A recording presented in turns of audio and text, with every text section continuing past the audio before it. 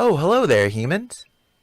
I'm Dr. Forsock, and you are now watching Asockalypse Now Launch Party.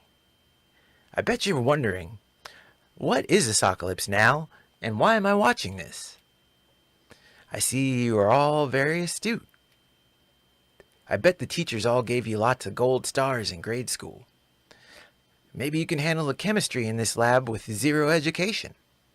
I mean, you are so brilliant. I actually quit.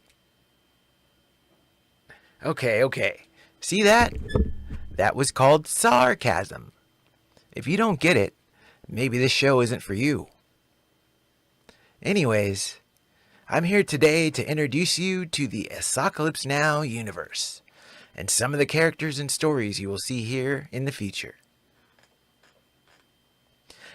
At Asockalypse Now, we cover news and current events at our news network, Sock News Network, now known as Asockalypse Now News Network.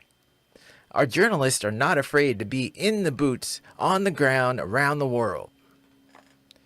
So today, we kick things off with a bit of a throwback as our reporter TJ Cotton officiates an actual congressional hearing held in 2023. The first of its kind. See what happens when congressmen and constituents consent to fisticuffs right on the Senate floor. Who will feel the burn of defeat first? We hope you will enjoy this showdown. It's the Fat Man versus the Stat Man, live on SNN.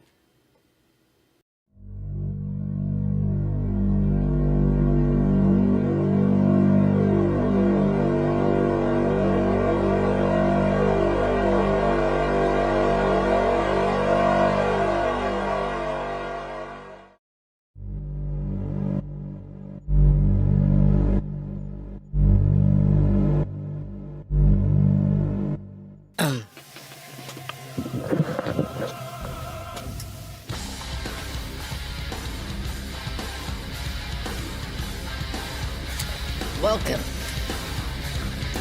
What? It's the wrong music, dude. This is the Senate hearing. We're live. Fix it.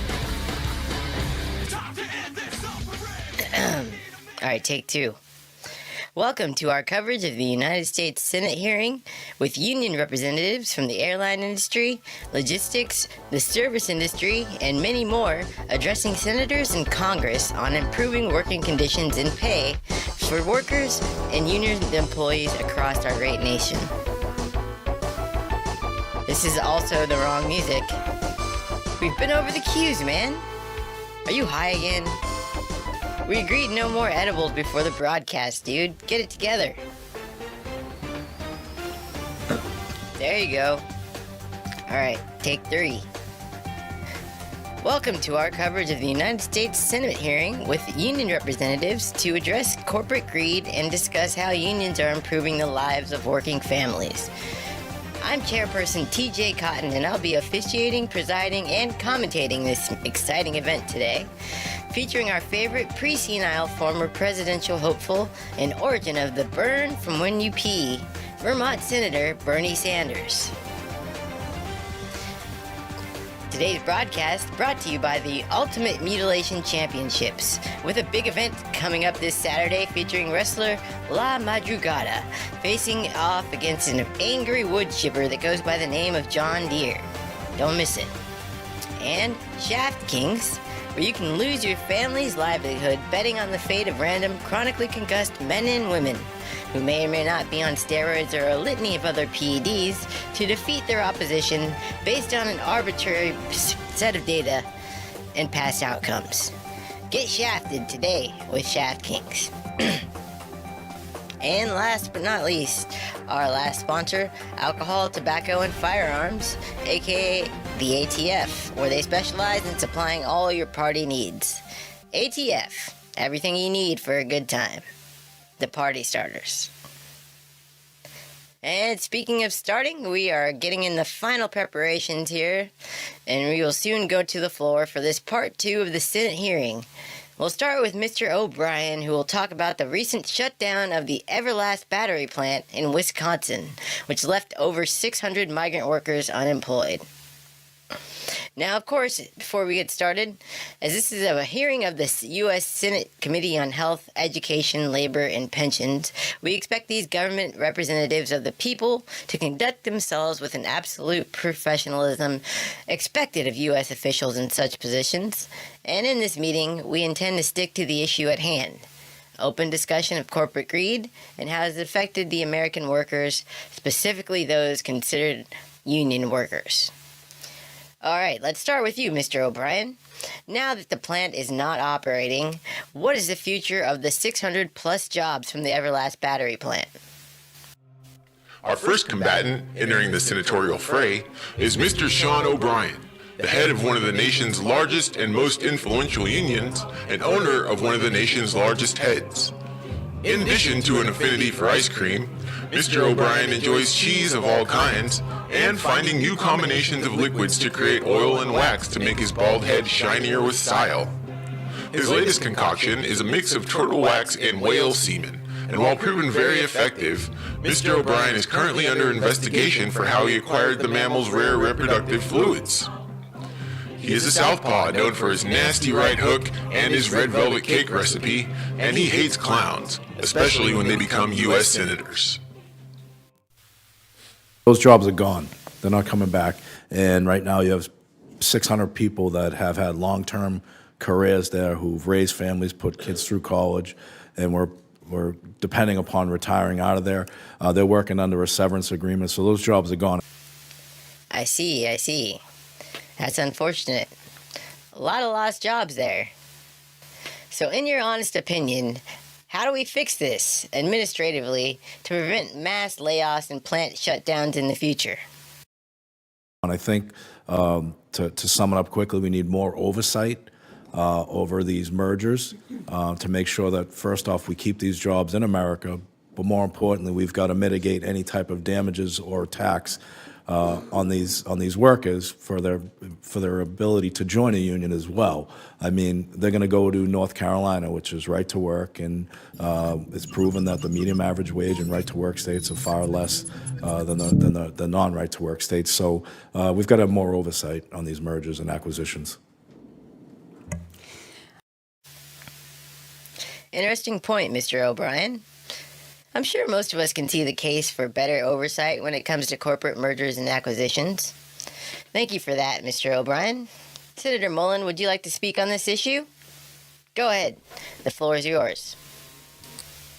In addition to having a first name that is two first names mushed into one, Oklahoma Senator Mark Wayne Mullen is also a former professional MMA fighter and amateur gardener. Known as a hothead, his temper has gotten him into trouble in the past. However, he reassured the people of Oklahoma he has turned over a new leaf from the life of brutality he once led. One of his pride and joys is his extensive toenail collection and necklace made of the ears of his fallen enemies. His favorite pastime is, quote, being struck about the head with large blunt objects, stating that is what made him into such a headstrong leader. Thank you, Mr. Chairman. Just to get a little factual on what Mr. O'Brien just said about right-to-work states versus forced work states. According to the compensation data report of the U.S. Commerce Department, an average salary for private sector employee in 2019 was $4,000 higher than the average employee in forced union states, stating that right-to-work states pay more. Now, if we also want to break this down to statistics, which was quoted earlier by Mr. O'Brien, about wage differences, if you talk to the Bureau of Labor Statistics in non-union jobs, their average salaries raised 14.6% compared to 11% wage increase on unionized workers from 2020 to 2023. If you go back to the percentage of union workers, because if unions was working so well, then you'd see an increase in union jobs, not a decrease. Oh, no, he didn't. Shots fired. He said if unions worked, like he was implying they don't. Sick burn, Senator, sick burn. Please continue. You were saying? Statistics? 50 years ago, 33% of our labor force was union. Today, it's 10.1%. If you go back and you start looking at wage earned, if you actually compare comparable wages to ages, not a partisan point, but you go to all wages earned, not just comparing 16 and over to 54 to 64-year-old ages. Wait, stop. Hold the phone. Are you telling me this shyster O'Brien over here is focused on comparing 16 and older workers to 54 to 64-year-old workers? Those ages are nowhere near each other. What kind of moron would focus on just those age ranges? None of those people matter. Sorry, just such dangerous stupidity gets my sock panties all bunched up. Please, Senator, you were saying? You'll see that the actual average, according to the Bureau of Labor Statistic, that if you subtract the union dues, it's actually higher. Non-union employees are getting paid by roughly 1 to 2%, which is exactly what union dues are, is 1 to 2% of their salary. Oh, snap, for real? You heard that, O'Brien? He said people not in unions make more money than people in unions by the amount of the percentage of union dues they pay. If they didn't pay those fees, they would have the amount of the fee now as more money. Booyakasha, boy! My apologies. Go on, Senator. So I just wanted to set the record straight on that, and that's coming from statistics, all right? Now, let's talk about Mr. O'Brien himself, his behavior. As everybody knows, and it's here in the last time, him and I kind of had a back and forth. Appreciate your demeanor today. It's quite different. Back and forth? Well, this seems like quite a heated debate so far. I mean, you're going scorched earth on this clown with those statistics, Playboy. I mean, 1 to 2%? Nice work. What back and forth are you referring to from last time with Mr. O'Brien? Remember, we're keeping to the subject at hand. No personal attacks. This is the U.S. Senate after all. Continue, please, Senator Mullen. But after you left here, you got pretty excited about the keyboard. In fact, you tweeted at me 1, 2, 3, 4, 5 times. Oh, dang, 5 tweets? Was he blowing up your Twitch stream? Sharing ID recipes? What was the tea? So let me read what the last one said. It said, greedy CEO who pretends like he's self-made. Sir, I wish he was in the truck with me when I was building my plumbing company. Myself and my wife was running the office because I sure remember working pretty hard and long hours. I got one word. Bars.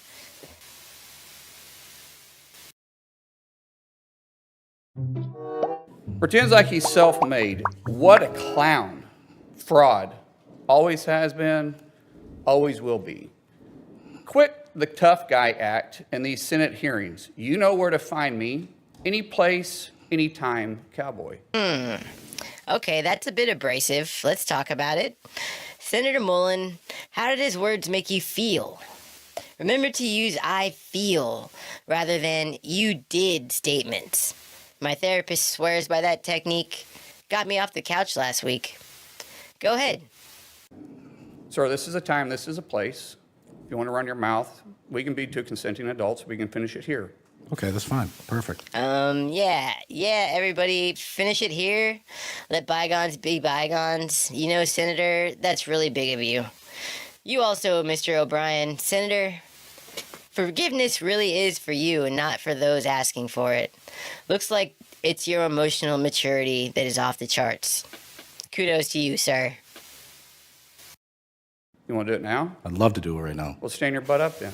You stand your butt up. Oh, hold on. Big guy. Oh, stop it. No need for butts and standing. Let's make butts sit. It's what they're made for.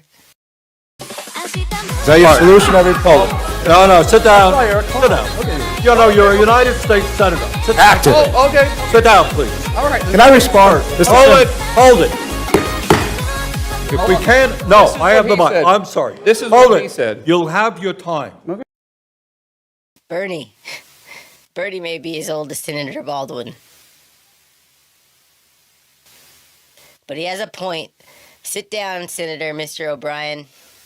What are you going to do? Run the fade on the floors of the Senate building? I'm a talking sock. I don't even have a brain, and I'm not even that dumb. Senator, I'm especially disappointed with you. I mean, you had him on the ropes with all those ill stats. Why do you want to throw it away with some fisticuffs? That's how they win. Can I respond? Oh, no, you can't. This is a hearing. And God knows the American people have enough of contempt for Congress. Let's not I don't make like it worse. thugs and You- bullies. You have, And that's you what- have I don't the like mic. you, because you Hold just it. described yourself. Hold it. You have the mic. Yeah. You have time. All right. Make your statement. Then let's do this, because I did challenge you, and I accepted your challenge, and you went quiet. No, I didn't go quiet. I was, Hold on. you challenged me to a cage match, No, acting like a sir. 12-year-old schoolyard Hold it. bully. Excuse me. Hold on. Hold it. Listen, guys, this is ridiculous. You are a U.S. Senator. Why are you trying to set up a fight with one of your constituents? And you, Mr. O'Brien, I know you look like a swollen dime store Dana White, but why are you trying to organize a cage match in a Senate hearing? Are you so brain damaged that you see an octagon in here? Cut it out before you send the burn into cardiac arrest.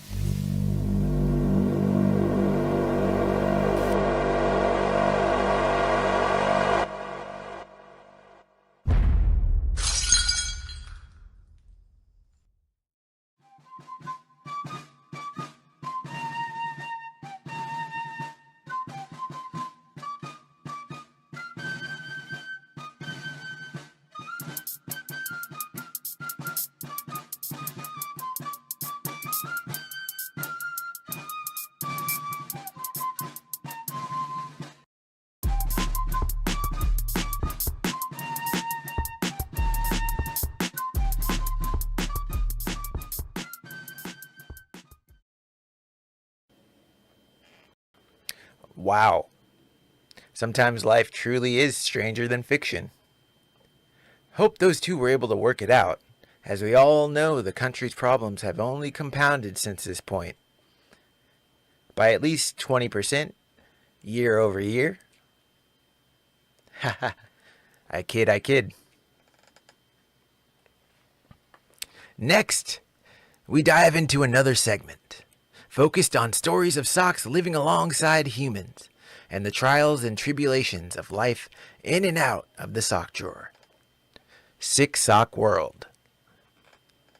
Today we present part 1 and 2 of the storyline The Void, which a young sock is introduced to the hectic existence of life as a sock when he is tossed into an ancient land of peril and must rely on the denizens of this underground society for survival.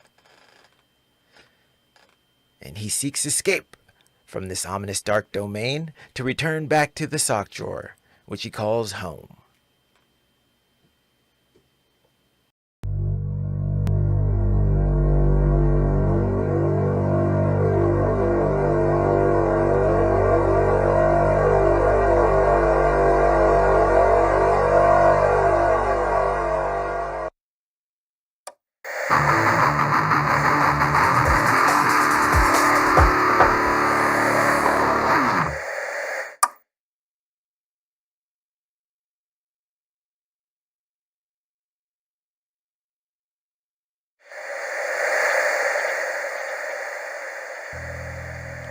Socks. For the better part of a century, they've kept our feet fresh, added accents to our style, kept us cozy, and kept our shoes from smelling like sweaty feet.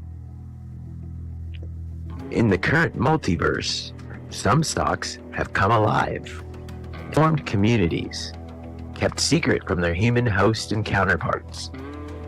They exist in tight-knit, closed-lipped civilizations separated in cities or closets. The socks have built a great life for themselves, enjoying their time not covering their humans' feet in a thriving society built right here in Billy's room. But of course, as with all living things on this earth, there's always dangers and perils that inevitably befall those of us misfortunate enough to be in the wrong place at the wrong time. As humans, just about everyone can remember looking for their favorite pair of socks and found one of the socks missing. For some of us, that memory might not be so distant. Where do they go? You searched the laundry room, checked the whole route there, to and fro, yet no sock. They can't just disappear into thin air, right? This story is one of many that will reveal to you the shrouded hidden world inhabited by the random missing intimates, gloves, beanies, headbands, and of course socks, separated from their closet and cast into the dark nether regions. Some never to be seen again.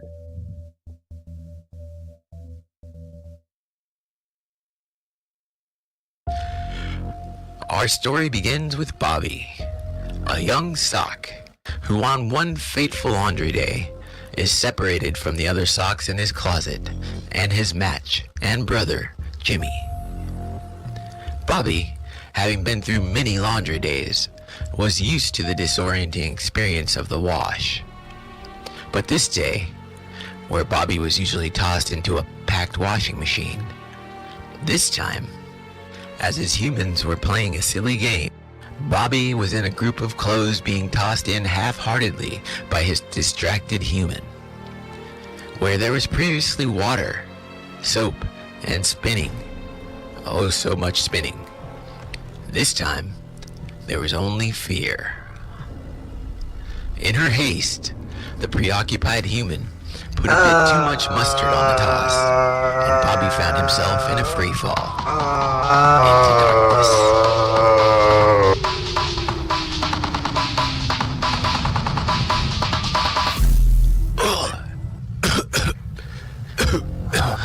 Gosh, what was that? Where am I? Hello?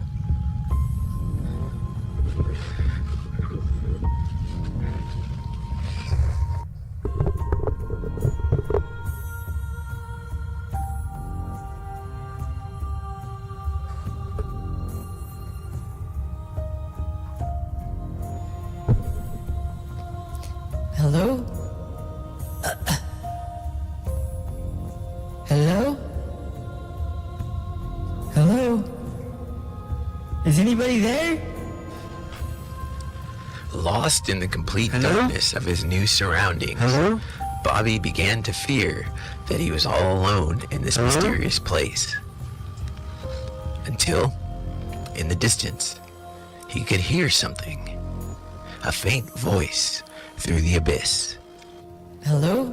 Hello? Hello? Hello? Who's there? Is someone there?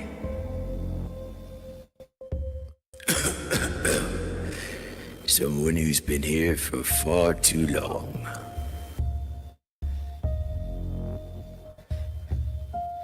Where am I? Well, my young boy, I'm afraid you've fallen into the void. This is where socks like us come to disappear. It's the place humans forget about. Sometimes when it's wash time, you get snagged or dropped. Eventually, a human sees you and returns you to the fold, right? But other times, when you're really unlucky, every once in a blue moon, you take a tumble and bam, into the void you go. But I can't stay here. My match, my brother, Jimmy, he's still out there. He needs me. That's what we all thought when we got here. Hope fades quick in this place, kid. Don't believe me? Just ask Lester. He was just an innocent but very smelly pair of dirty underwear when he got here. Now, he's an even more faded, dustier pair of dirty underwear. And between me and you, I think someone should put him out of his misery at this point. I heard that. Yeah, well, I smelled you. We even now? Oh my gosh, can't be. Uncle Hank? Uncle Hank? What are you doing down here? Bobby? Is it really you, kid? Bobby embraced his long-lost Uncle Hank, who was long believed to be dead, donated, or recycled by the rest of the closet after his mysterious disappearance years ago. While Bobby was overjoyed to be reunited with his long-lost uncle, he still found himself looking forward to seeing if he knew anything that could perhaps help them escape this dark wasteland and return to the closet they call home.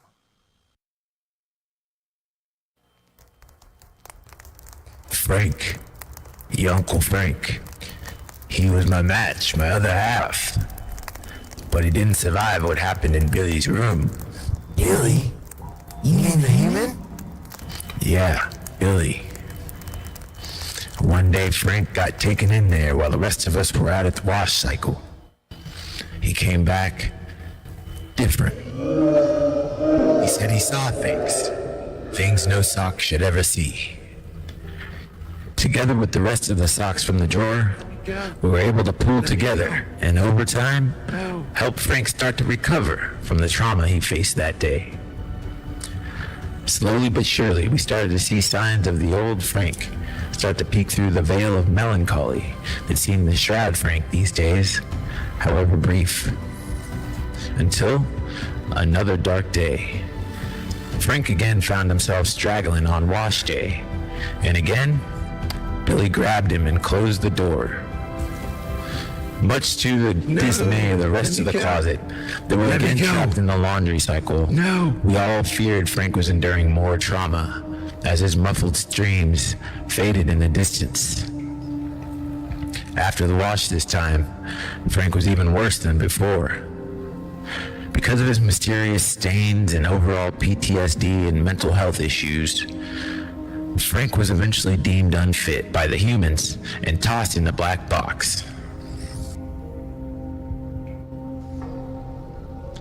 The black box is where socks and other clothes go when it's time to pass on to the afterlife. When the human decides the time is right, most every sock will be tossed into the black box, so they can be judged by the great sock. If the great sock determines they've lived a good and fruitful life, the sock will get to spend eternity in sock heaven with all their loved ones lost long before. The tragedy that occurred that day left a dark cloud over the clothes of the closet. Although, in sock lore, we know that Frank is in the great beyond, where we all must go when our day comes.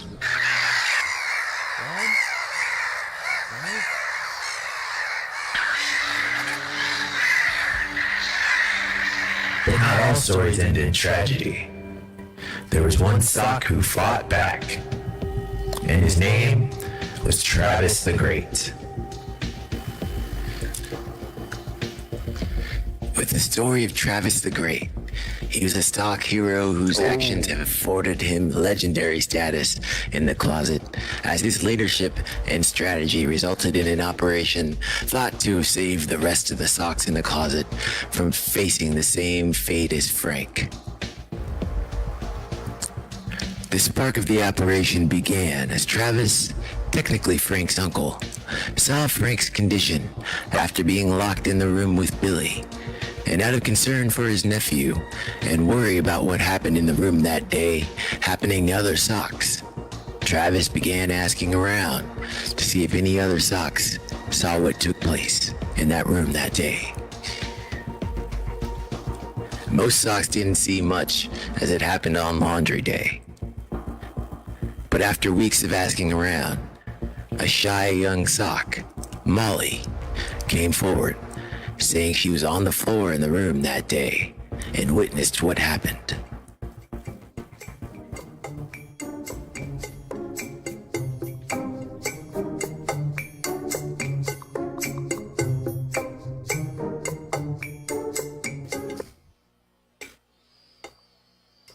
So Billy came home from school like he normally does, and began playing on his little weird light box there like he does sometimes. Only this time, he started taking off his clothes, touching himself in strange areas. He was captivated by the images on that light box. Then suddenly, something weird happened. He had an 11th toe between his legs. He started massaging it vigorously, and all of a sudden... Ooh, Molly, it's okay. You can stop there, I got it. And you know what else I got? I think I got a plan.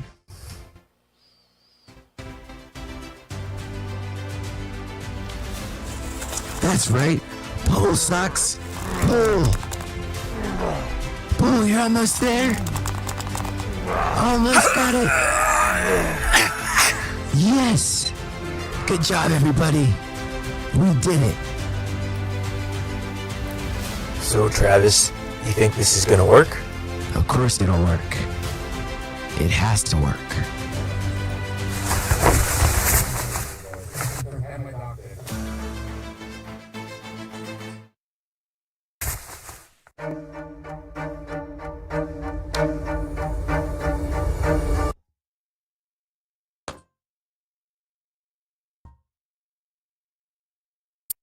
Wow, that's a crazy story, Uncle Hank. If Travis could protect the others, maybe I can find a way out of here. I admire your spirit, kid. But no one escapes the void. There has to be a way.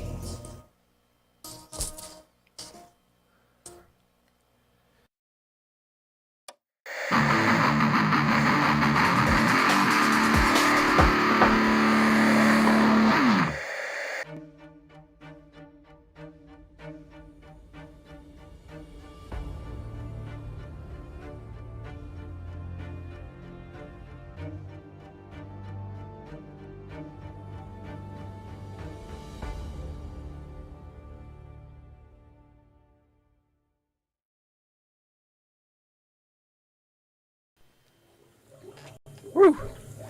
That story was a bit heavy. I can tell that one tensed you up a bit. So now we're going to lighten things up with a little bit of stretching, both verbal as well as physical, with our staff shaman, Socrates.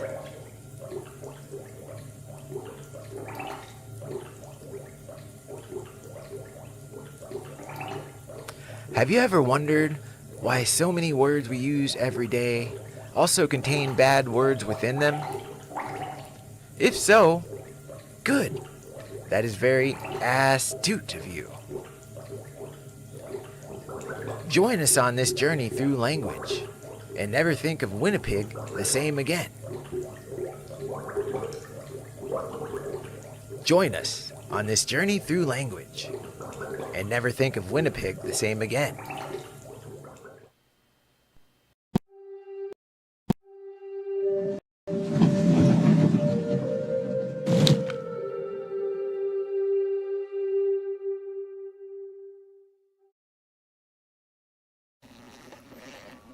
Here's a list of normal words spoken by people of all different ages throughout the United Socks of America, with naughty, racist, drug referencing, and outright perverse other words buried close beneath the surface.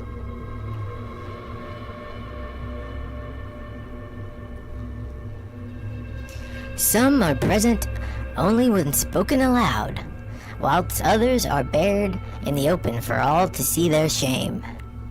Tonight, these seemingly mundane words, names, and places will be exposed for their nefarious nature hidden within.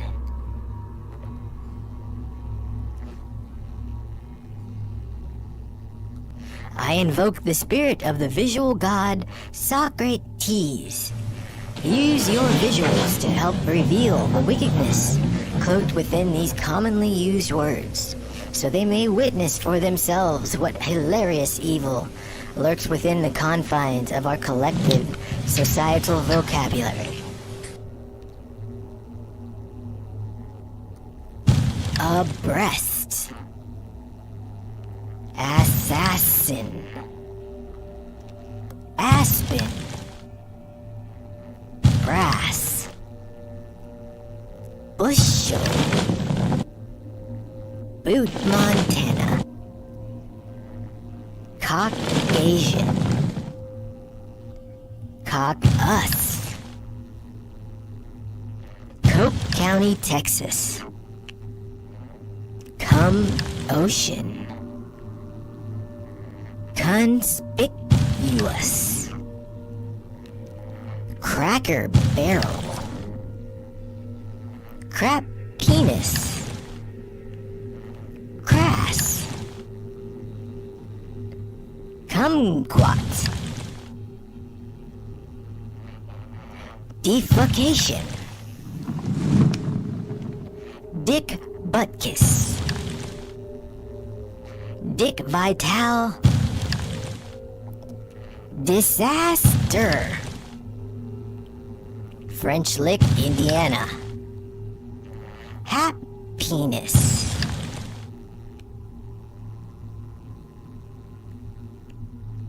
Intercourse, Pennsylvania. Jackson Hole. Muffin. Nappiness. Negroni. Or Negroni. Nicaragua. Nipsey Hussle. Nipsey Russell. Noah Kniga. PP Ohio. Penal Code. Perpendicular. Ridiculous. Sapinus. Schwarzenegger. Scuttlebutt. Succulent. Succubus. The Rapist. Titular. Toadsuck, Arkansas. Vinegar. Winnipeg, Manitoba, Canada.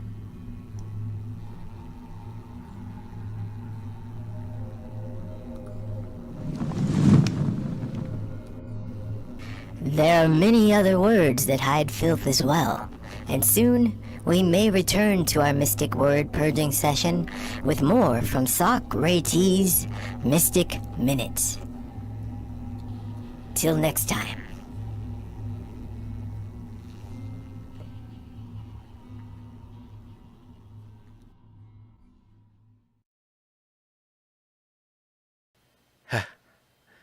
That one always leaves me in a state of happiness.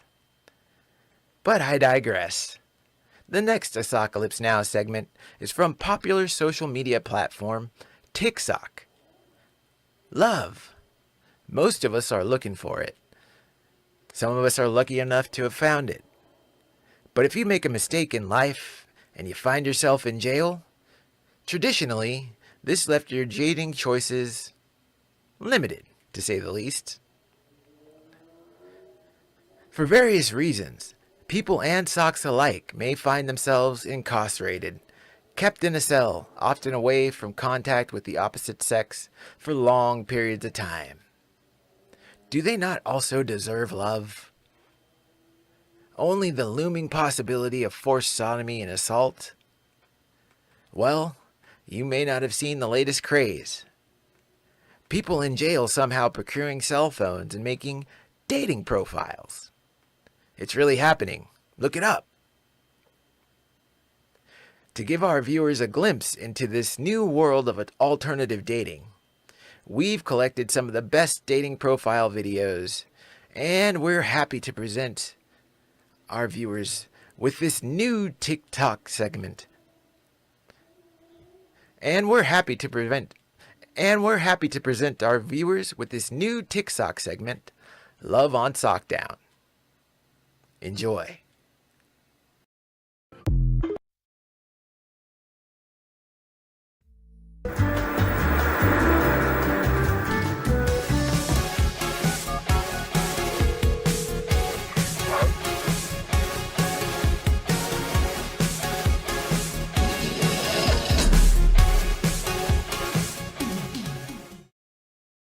Our first freedom-impaired bachelor is former gang member turned youth minister with a heart of gold and a yet-to-be-recovered collection of gold stolen from various pawn shops throughout the state, Fozzleton Fuzzy Socktavar.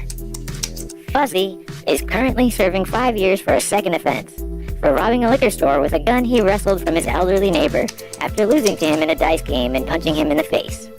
His favorite music artist is Sakira. Hey, what's going on? My name is Fozzie, but my homies call me Fuzzdog because it's cooler. Anyway, I'm into scary movies and romantic comedies, eh? My friends call me a hopeless romantic, but I'm just romantic, eh? ¿Por qué? Because I have hope. I love cars and working on cars. I hope one day I can get a car so I can take you to your AA meetings. When I'm with a lady, I love to make her feel like a queen, and after a solid 20 minutes of love making, I'll take her to a fancy store like Big Lots or Dollar Tree. Put down my EBT card and tell her, get whatever you like, baby. Just make sure it's under $15.75 or I'll get hit with an overdraft fee, and then I'll have to threaten the teller again to remove it or else. Then I end up back in here. You know how that goes. A lot of females are attracted to me because I have swag, but I'm just looking for my soulmate, my twin flame, the right hyena to hold me down till I get out. Then we could take over the world together like Bonnie and Clyde. Only not get arrested this time, eh? Anyway, you should hit me up. I'm inmate number 2345224. Oh, and be sure to leave some money on my books too. I owe my bunkmate like 3 packs of ramen, and they're not gonna buy themselves. I'll pay you back though when I get out with interest, yeah? Wait, maybe make it like 40 just to be safe.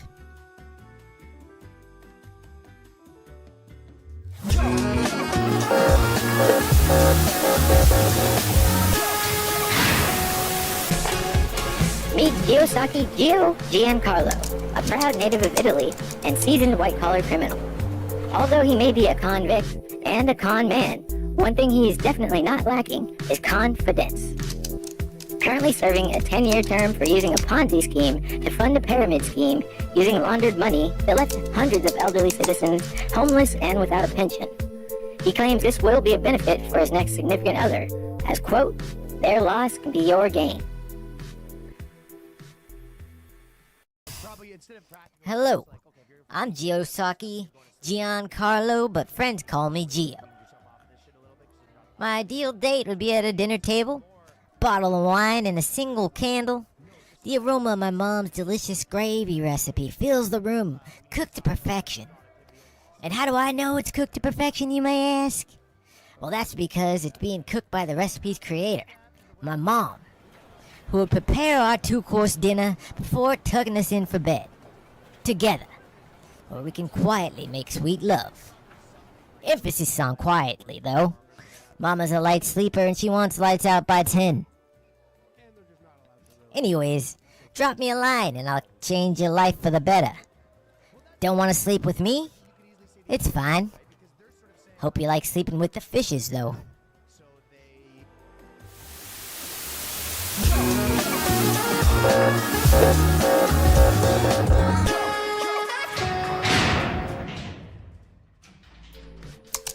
Once known as the most dangerous sock in Russia for his scent alone, our next inmate, in search of a match, Yarmir Sokov, was caught for espionage, although it turned out he was not a spy, just a confused factory worker with a limited grasp of the English language. He is currently sentenced to 21 years for rigging a game of Russian roulette with his now deceased ex-wife, although he claims his heart is now ready for a mate. Someone that can take a punch and doesn't mind eating rocks for dinner or arm wrestling grizzly bears when money is low. He has a soft spot for his cat, Petunia. Hi, I am Yaromir Sokov.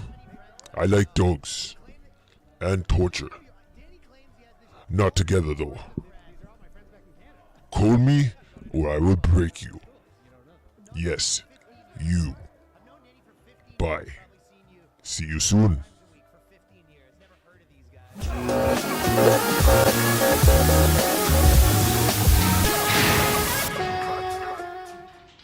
Our next imprisoned love seeker is Chadwick Sockney III, a first-time offender that finds himself currently serving 3 years for driving under the influence and kidnapping, in addition to violating a restraining order.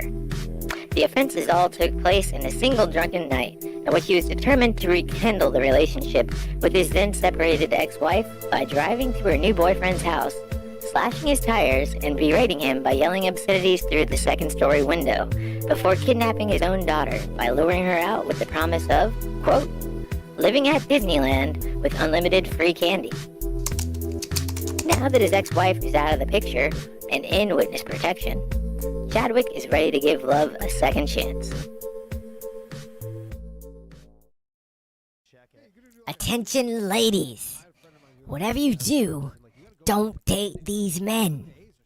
Most of them are violently psychotic, and the rest are con artists. Why are you here anyway? Have things gotten so bad in your life that no halfway normal men that have freedom won't give you the time of day anymore? Even so, no matter how bad your life is right now, have you asked yourself, would bringing someone in convicted of armed robbery that counterfeits passports, sex traffics innocent women, or slaps their wives for having opinions make it better? No! So get your shit together. If you can't date people in your own communities without extensive rap sheets or the high possibility of being schizophrenic, maybe you shouldn't be dating at this moment. And I like long walks on the beach and Rocky Road ice cream. Ahem. Looks like it's time to hit the showers again, Sockney. Nah, it's okay. I took a shower this morning. Well, you must have been a dirty boy. It looks like you need another one. You know, the special shower. The one with the soapy floor. Oh, not again. I hate the special shower. Then maybe you should have thought of that before you tried confusing these high-quality, independent women on the quality of the fine gentlemen currently residing in this establishment. How dare you give out such misleading, incorrect information? The women of our dreams could have decided not to reply, and we'll be left to keep committing crimes instead of finding a gullible target to leech money from to support our drinking, drug, and gambling habits without robbing any more liquor stores. Oh yeah. Well, anyway, can't wait to meet you and sock your world. Goodbye, ladies. That's right, Sockney. Turn on the cold water. You're gonna need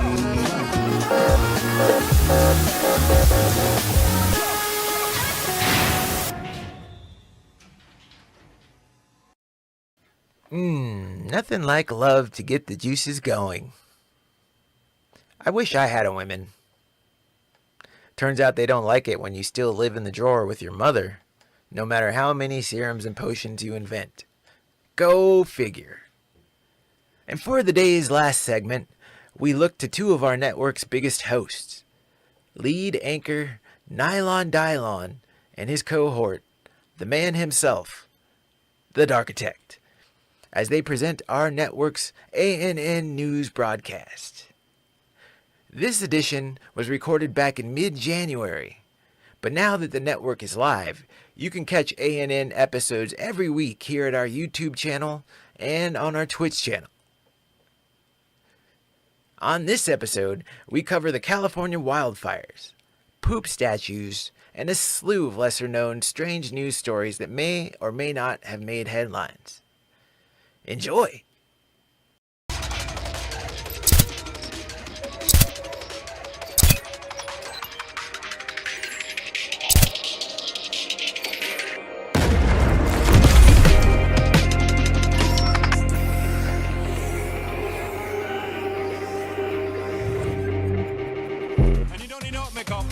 Original cute body make a man mad on your cute, and you don't need no makeup. Original cute body make a man mad on. Physically fit, physically fit, physically fit woman. Physically fit, physically fit, physically fit woman. Nice, sweet, fantastic. Big body out the big Titanic woman and nice. It's 2025, and as you are likely aware, the news stories have been stacking up, man. We got an orange dude about to take the Oval Office. Wars everywhere. Freak-offs, kid diddling, epic rap battles, drones, UFOs, AI, something called an Elon Musk. Is that a clone or something? Assassination attempts, even successful assassinations. We saw a little bit of everything in 2024, which is sure to make 2025 a barn burner. The world's gone mental, and here at ANN, we are geared up and ready to be your guide through it all and bring you the stories of America's demise as they happen. I mean, Darkitect, where do we even start? I don't know, man. Why don't we talk about some of that stuff that happened in 2024? Sounds pretty exciting. You're right indeed, man.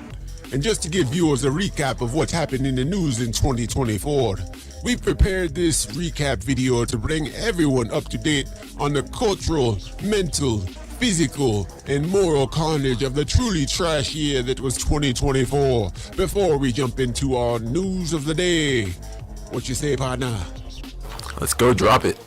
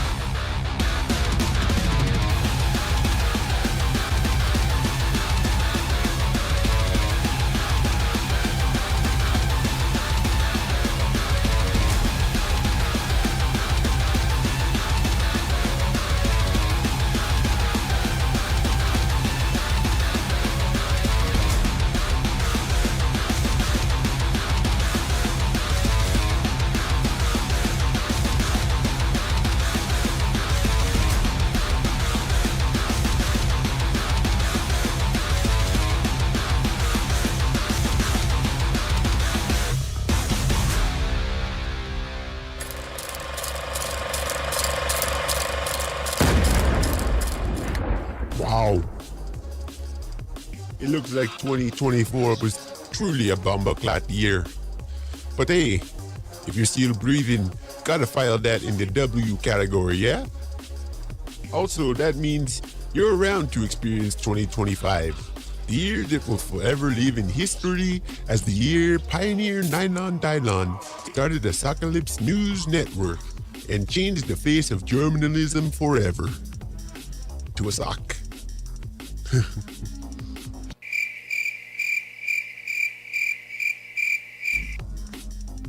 Since the news has been saturated with headlines on all the big stories, the election, global unrest, conflict, aliens, etc., we figured we'd kick off our coverage with some news stories from 2024 that were more out of the ordinary. Kind of like getting news from a sock.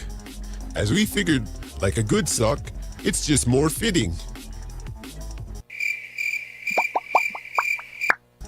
Also, since 2024 had no lack of big news stories and controversy, chances are a lot of you never even heard these stories as they were lost in the quagmire. For instance, as we approach another anniversary of the Capitol insurrection on January 6th, did you know in October of 2024, some mysterious yet talented sculptors with some interesting political leanings created an unusual bronze sculpture which appeared on the National Mall in Washington, D.C. This masterpiece included a replica of former House Speaker Nancy Pelosi's desk, topped with her nameplate, post-it notes, and various office supplies, and a perfectly swirled pile of poop, much like that left back on that fateful day in 2021, when an unemployed sociopath dressed like a Viking broke into the nation's capital backed by an angry mob and took a hot steaming dump on Miss Pelosi's desk. So really, isn't the artist just a historian? Listen, whatever you do, Washington, don't take these statues down before you get the rest of those Confederate slave owners. That would definitely hurt your numbers with the black and non-racist demographic come midterms. Plus, what is more funny than a pile of shit outside a capitol full of other piles of shit? At least the sculpture is bronze and can't make policy, unlike the other piles inside the building that have managed to cram into blazers and pantsuits and find new ways to make money off the backs of the American people.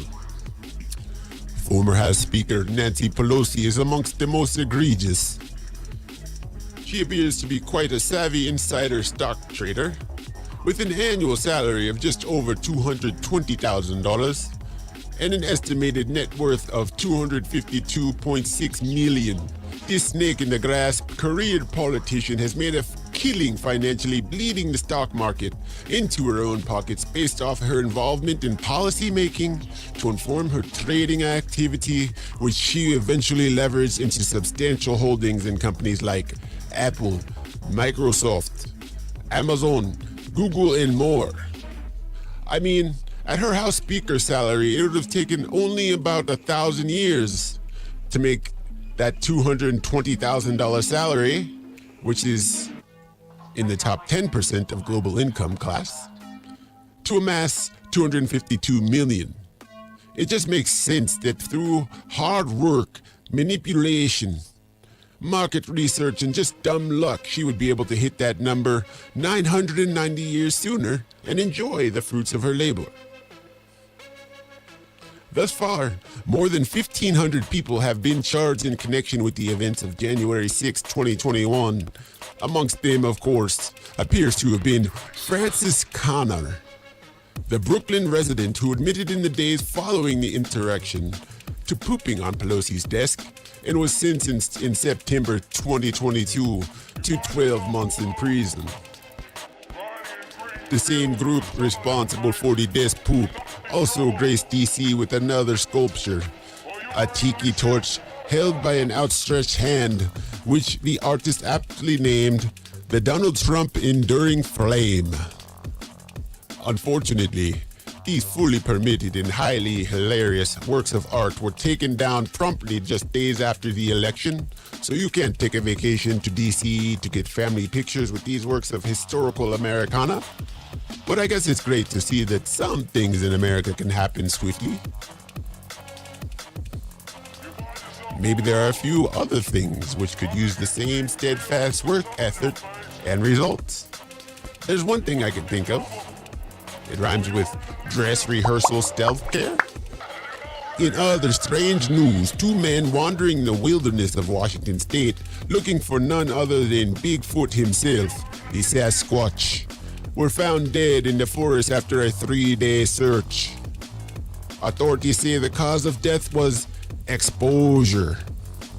Sure, exposure to the lie that Bigfoot is a real thing, worth risking your life or even a minute of your time. Oh well, I guess the silver lining is that both these two knuckleheads and Bigfoot can now spend forever together in the obscurity of non-existence. So maybe they did find Bigfoot after all, eh? And another story in California. More stupidity as a group of 4 Los Angeles head injury survivors devised a genius plan they affectionately coined Operation Bear Claw to scam their insurance companies for settlements by claiming their cars were randomly destroyed by a rampaging bear seen recently roaming the area. However, when authorities were able to find footage of the angry bear's destructive rampage, they were boggled to find what they easily determined to be a man in a bear suit, gaining entry to these vehicles and using household meat knives, roughly in the shape of claws, brought along to destroy the vehicle's interior, which the owners would subsequently claim on their insurance to receive a compensation. Now, am I angry that people got fed up with these greedy insurance companies and wanted to find a way to get some of that money back? After years of premiums, buy another car, take a vacation? No.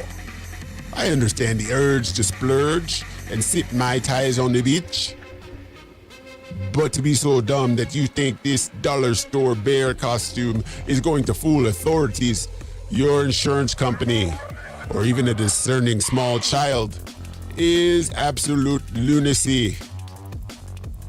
Once authorities realized the stories of the angry car-thrashing bear were greatly exaggerated, to say the least, the four were promptly arrested and have since been charged with multiple charges, such as insurance fraud and conspiracy, according to an announcement made by the California Department of Insurance.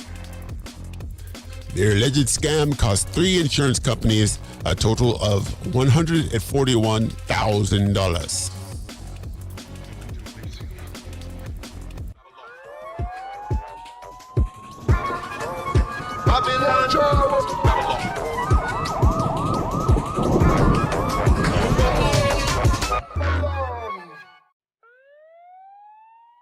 Who's closer to the streets than your feet, brother? We all been thinking, no way 2025 could get worse, right? Well, it's off to a rough start. LA has already been transformed into a hellscape of fire and brimstone, with thousands of people losing their homes and businesses. Today on our weekly special segment, Nylon Babylon, we feature one of the many heroes responsible for the lack of resources and manpower that have hindered efforts to fight the infernal flames that continue to blaze the path of destruction through the city we call home. Today, we're talking about Karen Bass, the mayor of the Los Angeles city, and how she mashed up her chances with the people. But wait, me co-host Architect, dip on the scene. Then dropping beats and truths. Architect, you ready for this one? Fast forward to January 2025, the big Palisades fire blazed through LA like a dance hall anthem. Loud, uncontrollable, and destructive. The flames take 2,300 acres, 8,000 homes, 24 human lives, and countless unsuspecting innocent socks. And burn up the people's house like it was a roasted plantain. It's no laughing matter, brethren. The fires left the families without a roof over their heads, destroyed priceless family heirlooms, antiques, and historical buildings, and some of the people even have no rum to drink. While there's enough things to chat about when it comes to the highly criticized response, or lack thereof, of the big Babylon officials up in the local and state government, like the governor himself, Gavin Newsom. Today we zoom in upon one very special local leader, a true pioneer, me say, in the fine arts of deceit, mismanagement, and good old-fashioned blowhard American ineptitude. And before you start winding up your waistline, let me warn you, this might be one bass that cleared the dance floor. Why? Cause the people them just get alerts say them house pon the fire, and the mayor, she chillin' in Ghana. So Karen Bass, who this be? Karen Bass, me say, the current mayor of LA, yeah? Before that she was in Congress, repping the 37th district. Big thing, yeah? Plus she lead the Congressional Black Caucus. When she run for mayor, she promised the people them, me not travel abroad. Me stay here, fix up the city, deal with people's struggles. I guess she take the people for fool. And with a name like Bass, you think she'd rep the name with a proper performance, make that dance floor hot. But instead, when it gets hot for real, and she be weaving a web of lies enough to make Peter Parker scratch his head, like DJ Craze pon the hot wax. So check this. Bass took $17.6 million straight out of the fire department's budget. That's like pulling a fuse from the breaker box right before a storm, bro. Fire Chief Kristen Crowley tried to warn Base 2 months back. She said publicly that the budget cuts proposed by Base were going to hurt overall readiness of first responders, specifically firefighters in LA. Quote, the reduction has severely limited the department's capacity to prepare for, train for, respond to large-scale emergencies and/or wildfires. Me say January 2025, the Palisades fire burned through over 23,000 acres, left 24 people gone too soon, and flattened the homes like them made from card paper. Serious thing. But here it is. When the fire raged, Karen Bass, she not there. The mayor was sitting pretty in Ghana, attending inauguration of a president over there. That's right, my guy. She promised, I won't leave LA while I'm in office. Then boom, she's across the Atlantic while homes in LA are going up in flames. That's like promising to DJ the set, then leaving halfway through the track. Nah, man, that's disrespectful. When the hydrants run dry and the firefighters had no backup, me say the people them felt fume harder than the fire itself. Rick Caruso, the billionaire whose daughter house burned flat, call her out big time. Him say, Mayor Bass, useless. You know, Rick, on Tuesday night, you made news, of course, when you joined us. This was night number 1 of the fire, and you didn't mince words. You were very blunt about the issue of lack of water in the fire hydrants. Since then, there have been many different takes on that. We've heard that this was an issue. This is not all up to the fire hydrants. They ran out of water in the firefight, and this should have been attacked from the air. We didn't have the capability to do that. The vice president in the briefing we just heard now just said that the fire hydrants are meant for individual house fires, not for wildfires spreading like this. What's your response to all that you've heard?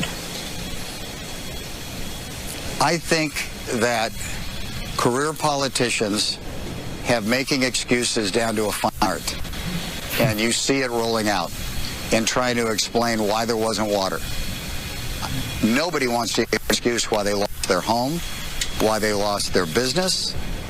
The reality is they were not prepared enough. The reality is we all got the warnings of disastrous, catastrophic winds that could kill people that were issued, and thankfully they were. And the preparation just wasn't right. It wasn't enough. And you talk to the firefighters, they were so frustrated because they didn't have the water pressure they needed. They didn't have the water that they needed. They're standing with dry hoses. And this malarkey about fire hydrants are intended for homes and not for wildfires like this. My God, what an excuse to make. And this is a region that has a history of fires. We had a fire in Malibu 3 or 4 weeks ago. So it wasn't breaking news that there may be a fire here.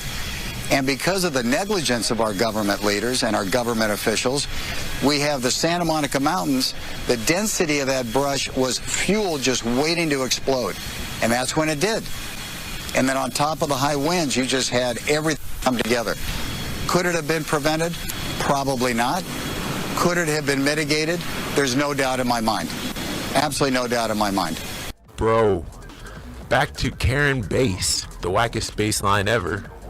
Let me tell you, she comes back to LA, and some British reporter had questions for the jet-setting mayor, and it produces this gem of an interview that we're about to watch.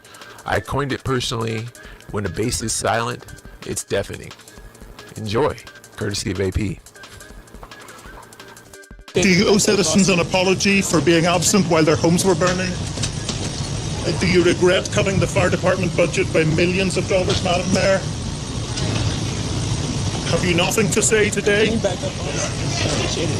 Have you absolutely nothing to say to the citizens today? Elon Musk says that you're utterly incompetent. Are you considering your position? Madam Mayor, have you absolutely nothing to say to the citizens today who are dealing with this disaster?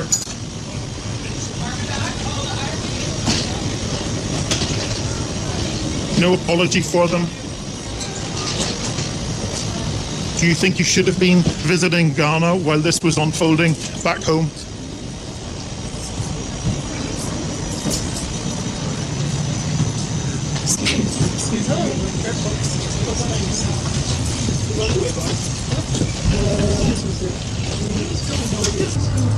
Hold on 1 second. Madam Mayor, just a few words for the citizens today as you return to deal with the catastrophe.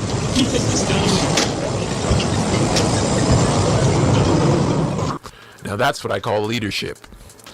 Just like those CDs that came out back in the day, now that's what I call music, is music.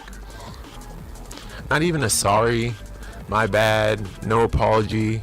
She just froze up like somebody was just buffering her on bad Wi-Fi. People caught that video and it went viral, my dude. Everybody's been pretty angry about it. Now the people vex.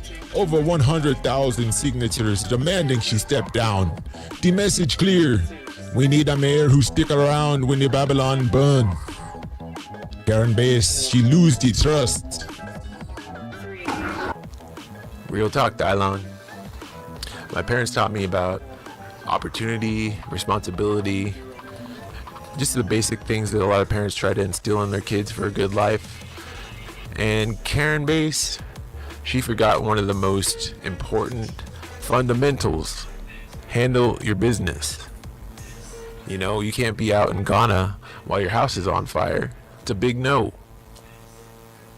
Bass, me sister, the people not trust empty promises no more. If you can't keep your word, Babylon will burn out the lies. Architect, one last word. Yo, leadership is about showing up, putting in the work, and having your people's back. If you can't do that, you don't deserve the job. Simple as that. Time to hang up the baselines and hit the bread lines and help these people out that are displaced right now, because you definitely didn't help them out while their homes were burning. Maybe you can show you're worth something by actually working in the affected communities to help rebuild, offer goods, services, shelter, food, clothing for the people in need in the meantime. Oops. Sorry, I'm just talking out my bass. All we really expect is more of the same inaction and broken promises that led us to this point in the first place. We know that we have to watch our own basses now and form families and communities and ways that we can take care of ourselves when the government's not necessarily going to look out for the best interest. But I have to say, in all of this that has happened, maybe we should start thinking about these high exorbitant taxes that we have to pay. I mean, 18%. This whole situation has left me with a where the fuck is that money going kind of taste in my mouth. Straight truth from the architect. One love, one heart, me people. Stick with Nylon Babylon here on Asockalypse News Network for the real talk and the real vibes. For me one brethren, the architect himself, I been Nylon Dylon.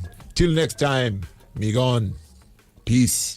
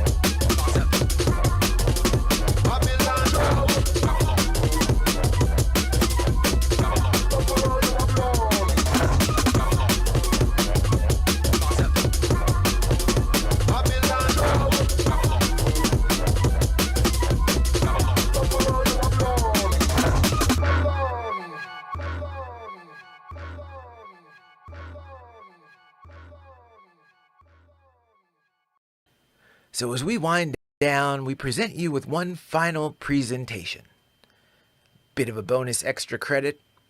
Full interview with the network's creator and architect, the Darkitect. This is one of the first ever recorded episodes of Asockalypse Now, and offers some insight into the madman who created this nonsense, in addition to a bit more background on one of our biggest personalities, Nylon Dylon. Check it out. We're ready. Yes. It's the sock on the clock with the tick-tock. When it comes to rhythm, man, I got it on lock. Say it one time. Nylon, the roughest. MC, that's the toughest. Muscles like the buffest. A selector. Nylon show. Boom, what up, brethren? It's your number one selector, DJ extraordinaire, rocking the socket to your rhythm that gets all the ladies boobity moving. The man like Nylon Dylon. And today, we bring you a very special interview, yeah? From the LA area drum and bass producer, Dark E. Tet, who has been making weird sounds in his above-ground basement studio that landed him firmly on my interview calendar. Let's check it out now.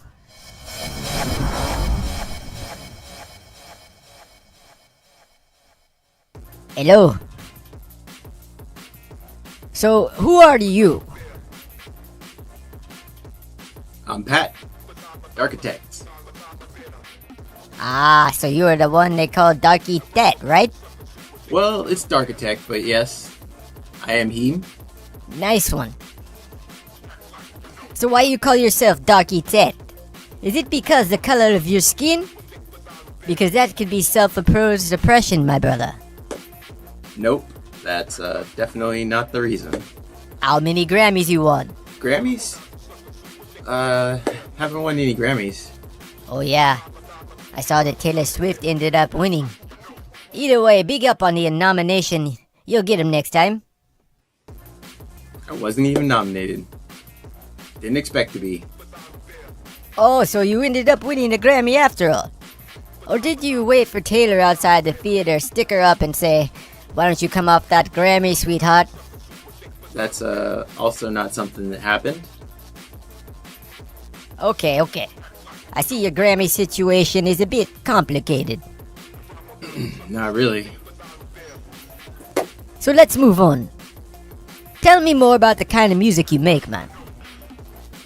Well, I was into rock and hip-hop as a kid, and I played in punk and ska bands. But when I graduated high school, I went to a Diesel Boy show at this old rave venue in LA called Qtopia, I think it was called. And that's where I really fell in love with drum and bass jungle music. Ah, so you fancy yourself a junglist, yeah? You got a Grammy for doing jungle? Big up! Nope, I did not get any Grammys. Tell us about your upbringing. Where are you from? Well, my dad's Canadian and my mom's from Detroit. Different countries, but only about a 15-minute drive from one another. And they met each other at a pool party in Detroit. So I have dual citizenship because my dad's Canadian and that's where we lived until I was about 6 years old. And at that time I moved to Long Beach, California. I've more or less called Southern California home since then. Most of my formative years spent in Long Beach though. Oh, Irie. So like Long Beach, like Snoopy Dogg Long Beach? Bow wow wow? Sure, same place. But shizzle my nizzle. That's what Snoopy says, right? Just want to make you feel at home. Nice. I do feel right at home. So, since you're so successful with your jungle music, what fancy cars have you bought? Where's your mansion located? Don't have a mansion either. Did you do any research for this interview or? Research? Nah, man. If you search right the first time, you don't have to research. That's one way to look at it. Not the right way, but... So since some of our viewers may not be familiar with your work, what are some popular songs or projects you've worked on that we, or they would know? Well, for starters, I created this very show. So, there's that. Oh, okay. Right. But I've also released 4 full-length albums and a bunch of EPs, LPs, and singles, the bulk of which were created in the last 4 or 5 years. But I've been producing music as a hobby since like 2008. And also I promoted and organized a lot of events throughout the Southern California and LA area, including starting Hidden Jungle, which is the underground drum and bass after hours event, and Drum Slinger, which is a pop-up drum and bass electronic music showcase where we actually showcased like new and upcoming DJs and producers to help showcase their skills and improve. Nice one. So going back to what you said before, if you created this show, do you know who my dad is? Maybe. Do you wear socks? Where?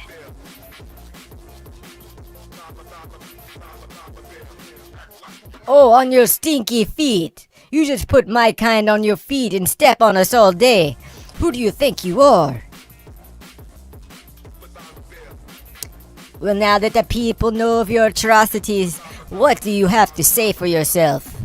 How does it feel to tread upon my people every day of your life? You want my honest answer? Yes. Feels comfortable. Glad to see our suffering can bring you such comforts. I bet you'd wear my twin brother on your feet if you could, right? Yes, but I lost him in the washing machine, so... You lost him? Or he escaped your oppression?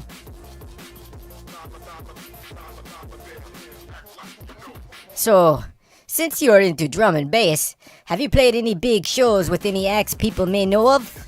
Yes, I played with some legendary UK artists. I opened for Mompy Swift, Dillinger, Command Strange, Bachelors of Science, DJ Nookie, to name a few. Ah, Dillinger. Surprised the founder of Valve Sound would play alongside such an oppressor. Well, yeah, he did. And you're not gonna like this, but he was also wearing socks.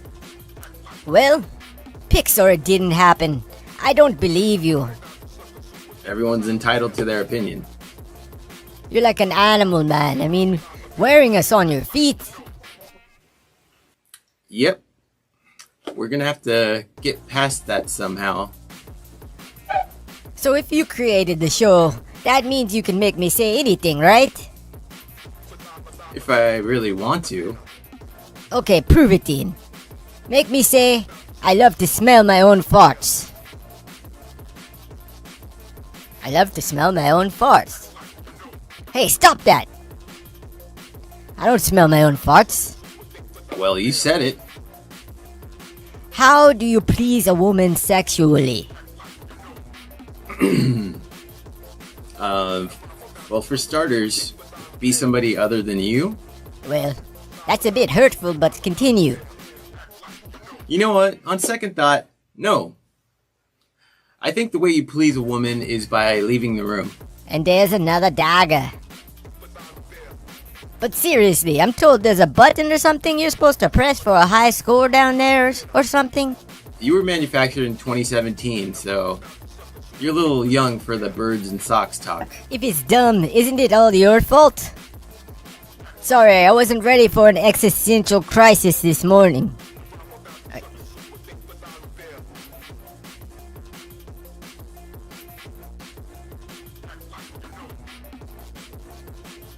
So we're done talking? It's an interesting interview. If it's dumb, isn't it all your fault, man? Sorry, I wasn't ready for an existential crisis this afternoon. I haven't even smoked my 2 joints in the morning yet. Oh, I'm sorry to hear that, bud. Yes, bud. You got some ganja on you, brother? Let me get a dime bag. No. Like, no, you don't have it on you, or no, you won't break your brother off with a dime set? Just no. Cool. Cool, cool. Do you have any songs that are actually good that we can hear that won't send our listeners into a downward spiral like your career? Or do you suck at everything you do? I actually like my music now. It took me a while to produce music that I'm kind of sort of proud of. And after the lockdowns and everything, I was really able to focus in on my music, my technique, and becoming a better producer. And now I just feel like I'm finally able to get my ideas into reality musically on a much more regular basis. And it's caused me, or it's helped me to fall back in love with producing again. And I'm obsessed with just perfecting my craft and, you know, creating sounds because that's my passion. I really love doing it. Righteous man. Where can people find your so-called music? Check out drumslinger.com, or better yet, visit my link tree. You're going to see it on the bottom here for links to my music, upcoming shows, and more. And speaking of music, here's a sneak peek at an upcoming EP from Black Architect himself. I'm sorry, Dark Architect. This is gonna be out mid-April on Drumslinger Recordings. Enjoy it, brethren.